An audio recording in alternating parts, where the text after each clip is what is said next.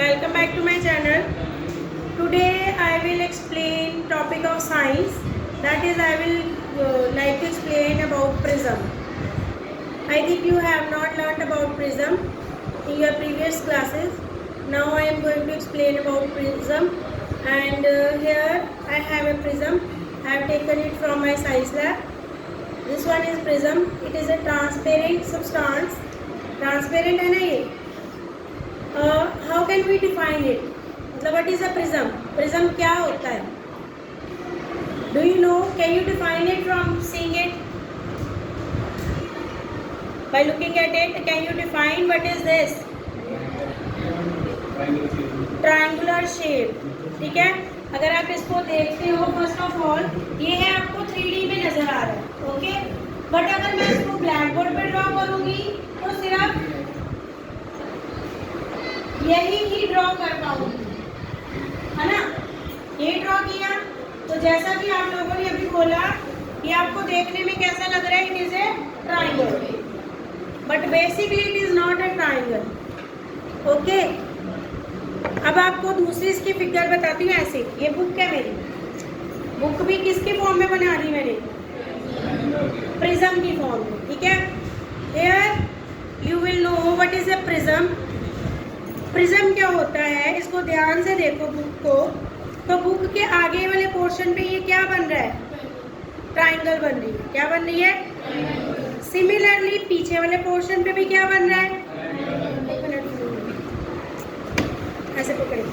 पीछे वाले पोर्शन पे भी क्या बन रही है? ट्राइंगल. इट मीन्स प्रिज्म में मेरे पास कितनी ट्राइंगल्स हो गई? 2 ट्राइंगल्स हो गई, एक आगे और एक पीछे, ठीक है? ऐसे हो गई ना, एक ट्राइंगल आगे बन गई और एक ट्राइंगल पीछे बन गई. 2 ट्राइंगल्स हो गई. और अब प्रिज्म जो है अकेले ट्राइंगल्स का नहीं बना होता. ये जो साइड वाला पोर्शन है, ये आपको कैसा नजर आ रहा है? रेक्टेंगल. एक ये रेक्टेंगल आ गई, एक ये रेक्टेंगल आ गई. अब नीचे भी बेस है, वो भी किस फॉर्म में है? रेक्टेंगल की फॉर्म में. अब सिमिलरली यहाँ पे देखो, इस प्रिज्म में देखो, ये एक आगे ट्राइंगल नजर आई आपको, एक ट्राइंगल पीछे नजर आ गई. ये साइड वाला पोर्शन क्या है?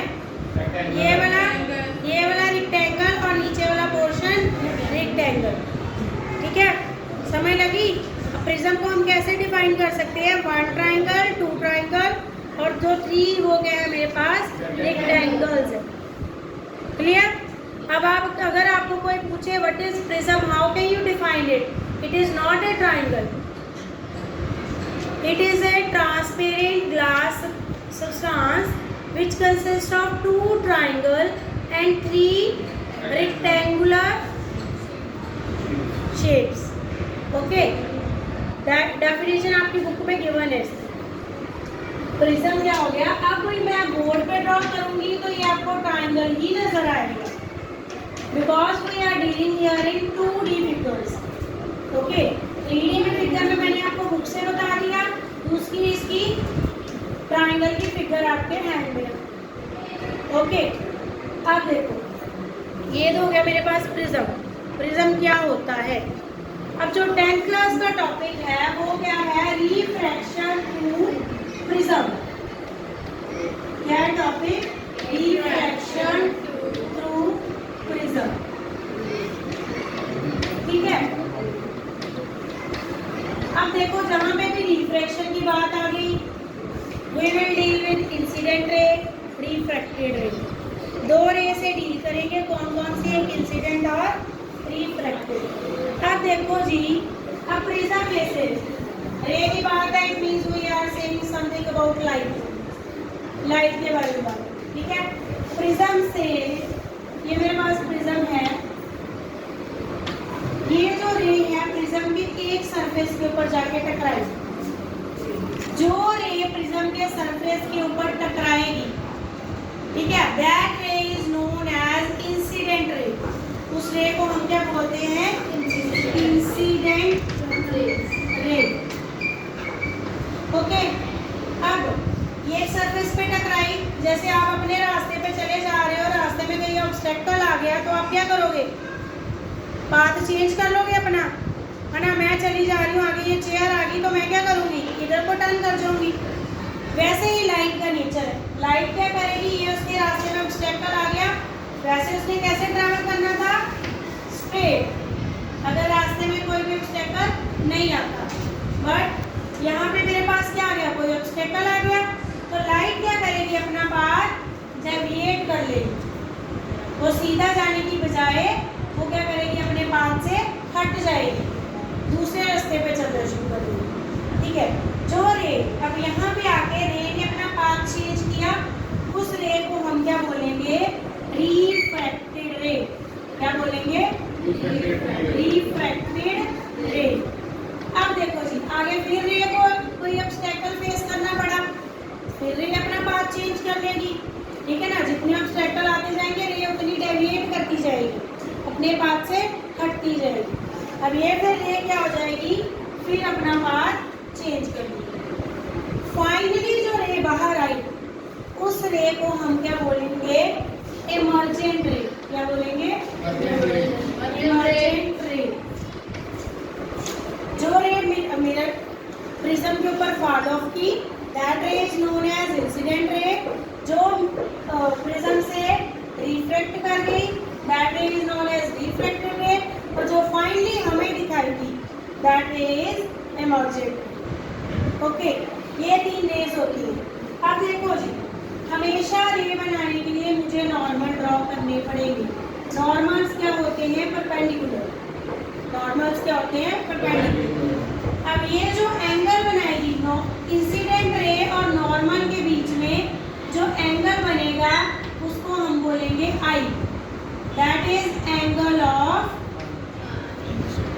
इंसिडेंस। क्या बोलेंगे, जो नॉर्मल रे और किसके बीच में बनेगा, नॉर्मल रे नहीं होती, sorry, normal and incident ray के बीच में जो एंगल बनेगा, उसको हम क्या बोलेंगे, एंगल ऑफ इंसिडेंस।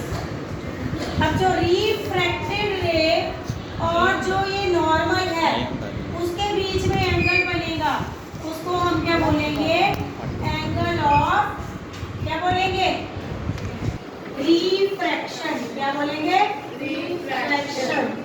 ठीक है, जो इंसिडेंट रे और नॉर्मल के, और नॉर्मल को हमेशा डॉटेड लाइन से ड्रॉ करोगे, जो इंसिडेंट रे और नॉर्मल के बीच में एंगल बनेगा, उसको क्या बोलेंगे, एंगल ऑफ इंसिडेंस। और जो रिफ्रैक्टेड रे और नॉर्मल के बीच में एंगल बनेगा, उसको क्या बोलेंगे हम, angle of refraction. Similarly angle of emergence, कैसे बनेगा एंगल ऑफ इमर्जेंस, इमर्जेंट रे और नॉर्मल के बीच में जो एंगल बनेगा, उस एंगल को हम क्या बोलेंगे, एंगल ऑफ इमर्जेंस। समझ लगी। अगर इंसिडेंट रे नॉर्मल के साथ एंगल बना रही है, इंसिडेंस एंगल हो गया। अगर रिफ्रैक्टेड रे के साथ एंगल बना रही है, तो रिफ्रैक्शन हो गया। अगर इमर्जेंट रे के साथ बना रही है, तो एंगल ऑफ इमर्जेंस। क्लियर, ये होती है रिफ्रैक्शन थ्रू प्रिज्म। और एक और आपके सिलेबस में इतना ही है, आगे और भी इसका टॉपिक है, but we will not discuss in that class. आगे इसका एक और बात याद रखना है, एंगल ऑफ प्रिज्म। ये जो होता है, ऊपर जो एंगल बनता है, उस एंगल को हम क्या बोलते हैं, एंगल ऑफ प्रिज्म।